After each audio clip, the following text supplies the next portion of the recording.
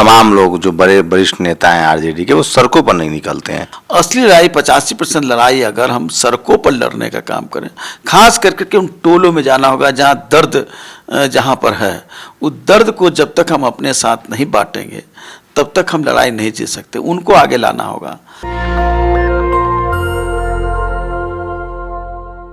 मेरे साथ देश के कद्दावर नेता श्याम रजक जी हैं। बिहार में लंबा अनुभव रहा है इनका, सोशल जस्टिस की लड़ाई लड़ते रहे हैं, अम्बेडकरवादी हैं और आरजेडी के जो तमाम पॉलिसी मेकिंग होती है उसमें इनकी भागीदारी होती है। बिहार में यूपी चुनाव के बाद बिहार पर अब लोगों की नज़र है कि क्या बिहार बीजेपी के कब्जे में जाएगी या फिर से 2024 में आरजेडी कमबैक कर पाएगी, ही समझने की कोशिश करेंगे। सर, समय देने के लिए शुक्रिया। आज एक बड़ी घटना हुई और शरद जी और लालू जी फिर एक हो गए हैं, इसको कैसे देख रहे हैं आप लोग? देखिए, सत्ता परिवर्तन हम लोग का कोई उद्देश्य नहीं रहा है, लेकिन सत्ता परिवर्तन इसलिए उद्देश्य महत्वपूर्ण हो जाता है क्योंकि वो माध्यम है हमारी विचारों को स्थापित करने के लिए। जिस तरह बीजेपी ने कट्टरपंथी को, धार्मिक तनाव को, जातीय तनाव को जिस तरह से बढ़ाने का काम किया, उनका अपना रहा है मनुवादी व्यवस्था का, तो वो अपने सत्ता में आने के बाद और उसको विस्तारीकरण किए। हम लोग का कहना है कि देश की मजबूती के लिए, संविधान की रक्षा के लिए, और जो करोड़ों गरीब गुरबा हैं, बिहार में 13 करोड़ लोग हैं, उसमें गरीब गुरबा हैं, खास कर करके बच्चे, बच्चियां, महिलाएं और जो हमारे दलित वर्ग के लोग हैं, पिछड़े वर्ग के लोग हैं, उनमें काफ़ी रोष है और काफ़ी वो भय के वातावरण है। अक़लियत तो भय के वातावरण में है ही। तो इसको तोड़ने के लिए पहले जो समाजवादी विचारधारा के लोग, धर्मनिरपेक्ष विचारधारा के लोग, जो मनुवादी के खिलाफ लड़ने वाले लोग, और जो जनता परिवार हमारा था, जनता परिवार जो 1977 में बना था, उस जनता परिवार को इकट्ठा कर करके ही इस लड़ाई को लड़ा जा सकता है। हम लोग उसी मुहिम में लगे हैं और जनता परिवार में शरद यादव जी एक बड़ी स्तंभ के रूप में रहे हैं। तो आज शरद यादव जी का जब उनका विलय हुआ है तो देश भर में जो उस विचारधारा के लोग हैं, उनके अंदर एक विश्वास जगा है कि अब लड़ाई हम लड़ने का काम करेंगे। आज ही केरल के कुछ साथियों से हमारी बात हुई, फ़ोन आया वहीं से। समाजवादी का तो स्थान सबसे महत्वपूर्ण केरल रहा है। लोहिया जी का वहाँ कालीकट में समाजवादी आंदोलन के सबसे बड़ा वहाँ लड़ाई रहा है। तो वहाँ के लोग जो बहुत ही दिग्गज लोग, मैं नाम नहीं लेना चाहूँगा, लेकिन ऐसे लोगों ने हमसे आज संपर्क किया है और हम केरल भी जाएंगे। तो ऐसे कई जगह पर आज उनके अंदर एक जिज्ञासा जगी है, एक आशा की किरण जगी है। इस कारण मेरा पूरा विश्वास है कि जो भारतीय जनता पार्टी को नेस्तनाबूद करने के लिए या उसको परास्त करने के लिए बिहार ही सबसे बड़ा बैटल फील्ड होगा। क्योंकि उत्तर प्रदेश में जिस तरह से शुरू से ही, मैं उत्तर प्रदेश को बैटल फील्ड इसलिए नहीं मानते हैं कि उत्तर प्रदेश में कट्टरपंथी राजनीति का बहुत ही मजबूत स्तंभ रहा है। चाहे वो बाबरी मस्जिद के संहार का सवाल रहा या उसके पहले भी कई आप उदाहरण देखेंगे। लेकिन बिहार में सांप्रदायिक के खिलाफ लोग रहे हैं, आम जनता उसके खिलाफ में। और जिस तरह से गरीबों की लड़ाई लेकर के आप देखिए, जो दूसरी आज़ादी जिसको हम लोग कहते हैं 1974 का, उसकी बीज बिहार से ही लगी थी और देश में उसका फैलाव हुआ था।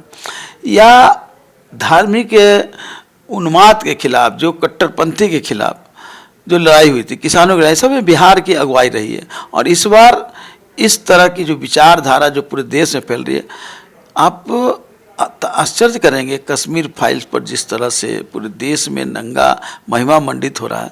बिहार में ठीक है, सरकार ने उसको टैक्स फ्री किया, ये किया, लेकिन उसका कहीं भी लोगों में एक ये नहीं है कि उसके बारे में कोई आकर्षण नहीं है।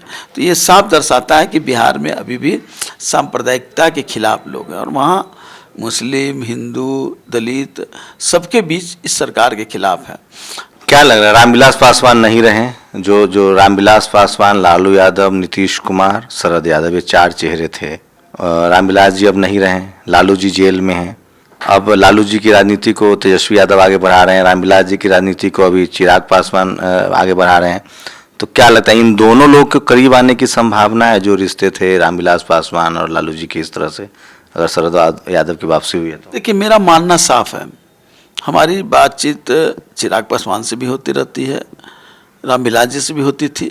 हमारी बातचीत आज सरकार में लोग हैं उसमें भी बहुत लोगों से हमारी चर्चा होती है, और बहुत लोग कसम में हैं। अलग बात है कि सत्ता के हर लोग लॉलीपॉप खाना चाहते हैं जो लोग सत्ता में हैं, लेकिन उनके अंदर है कसक, और वो कसक है कि फूटेगा, इसमें कहीं दो राय नहीं है। हम बहुत नज़दीक से, बहुत ही मजबूती से इस बात को आश्वस्त कर करके कर रहे हैं। नीतीश जी में भी छटपटाहट है, जिस तरह से स्पीकर का व्यवहार हुआ और विधानसभा। नीतीश जी का बैकग्राउंड जो रहा है, आप कभी भी वो इस तरह का नहीं रहा है कि वो समाजवादी अपने को कहते हैं, वो कहते हैं कि हम कट्टरपंथी के खिलाफ हैं, लेकिन उनका पुराना इतिहास को अगर देखेंगे तो वो इतिहास कभी नहीं रहा है कि वो समाजवादी आंदोलन के विचारों के प्रति, वो कुर्सी के प्रति बराबर चिंतित रहे हैं। चाहे वो यूनिवर्सिटी की लड़ाई रहा हो या छात्र संघर्ष समिति के गठन के समय की बात रहा हो, आप उन छोटी छोटी चीज़ें हैं तो उसमें वो किसी न किसी तरह से अपने को स्थापित करना चाह रहे हैं। या जब वो मुख्यमंत्री के बनना चाहे या जनता दल, जनता पार्टी या जनता सरकार बनी, उसमें भी उनकी वही राजनीति रही है। न कर्पूरी ठाकुर को वो मानते रहे, कर्पूरी ठाकुर के खिलाफ उन्होंने गुलबंद करने का काम लोगों को किया, लेकिन समय आया तो वो फिर उनका कभी बदलना, इसलिए हम उनको नहीं मानते हैं। उनके अंदर छटपटाहट सिर्फ रहता है कुर्सी के लिए, विचारों के प्रति नहीं। तेजस्वी यादव को कैसे देख रहे हैं? आप तो अनुभवी हैं, आप तो लालू जी के साथ भी काम किए हैं। तेजस्वी यादव में एक चीज़ सबसे बड़ी चीज़ है कि वो चीज़ों को इतनी कम उम्र में ही चीज़ों को, हर चीज़ को समझने की उनको बहुत ही कला है, और समझते हैं, बहुत गंभीरता से समझते हैं, और उनके मन में है। देखिए, आज जो लोग A to Z की बात जब उन्होंने कहा तो इस पर लोगों को, कई लोग इस पर चर्चा करते हैं, खास करके जो मनुवादी के खिलाफ लड़ने वाले लोग हैं या जो लोग गरीबों की लड़ाई लड़ने वाले, उनकी भी चर्चा रही, लेकिन मैंने बहुत ही गंभीरता के चीज़ों को सूक्ष्म दृष्टि से देखा है। A to Z का मतलब ये नहीं कि सवर्ण और बैकवर्ड और दलित। A to Z का मतलब है कि जो लालू यादव जिसकी राजनीति करते थे, या जो हमारा पुराना समाजवादी आंदोलन रहा है, कि जो लोग हैं जो इस विचारों से जो जुड़े हुए लोग हैं, चाहे सवर्ण जाति में भी जो लोग गरीब हैं, उसमें भी बहुत सारे लोग हैं जो उदारवादी लोग हैं। आप देख लीजिए, आज जो किसान आंदोलन के बिहार में जनक रहे स्वामी सहजानंद, गणेश शंकर विद्यार्थी, जाति के सवर्ण थे, लेकिन उन्होंने लड़ाई लड़ी, उनको उसी वर्ग के लोगों ने उनका विरोध भी किया।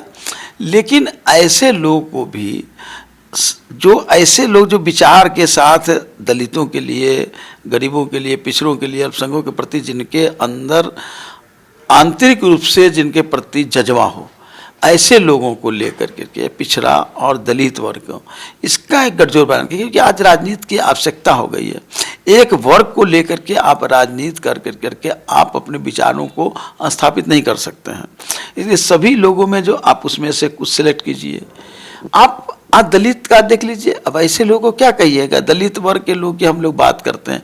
दलित में कुछ ऐसे लोग हैं जो सबसे ज़्यादा मंदिरों में प्रवेश करते हैं, सबसे ज़्यादा महावीर मंदिर के जा के और लाइन में खड़े होते हैं, तो वो क्या कहिएगा कि वो मनुवाद के खिलाफ है?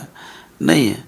लेकिन जो दलित में ऐसे लोग हैं जो उत्पीड़न के शिकार हैं, जो उसके लिए उनके मन में एक गुस्सा है, जो मन में एक ज्वाला पड़ रही है। आप लोगों पर आरोप लगता है कि आप लोग, ना आपके नेता, ना आप तमाम लोग जो बड़े वरिष्ठ नेता हैं आरजेडी के, वो सड़कों पर नहीं निकलते हैं। मैं वही बात कर रहा हूँ कि अब समय आ गया और हम लोगों ने प्लान बनाया है।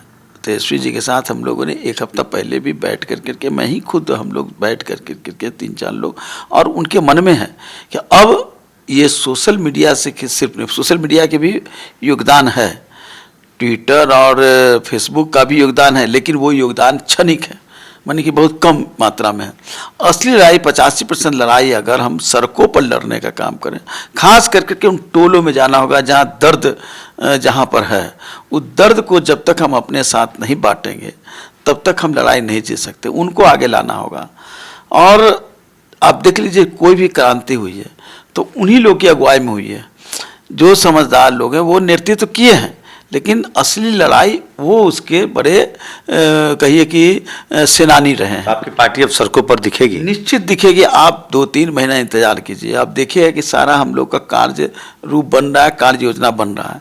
और हम सड़कों पर ही नहीं, हमारे नेता तेजस्वी यादव भी सड़कों पर दिखाई देंगे, गांव में दिखाई देंगे, गांव में सोते हुए दिखाई देंगे, गांव में चापाकल पर नहाते हुए दिखाई देंगे, गांव में लोगों के साथ खाते हुए दिखाई देंगे, लोगों के दुख दर्द को बांटते हुए दिखाई देंगे।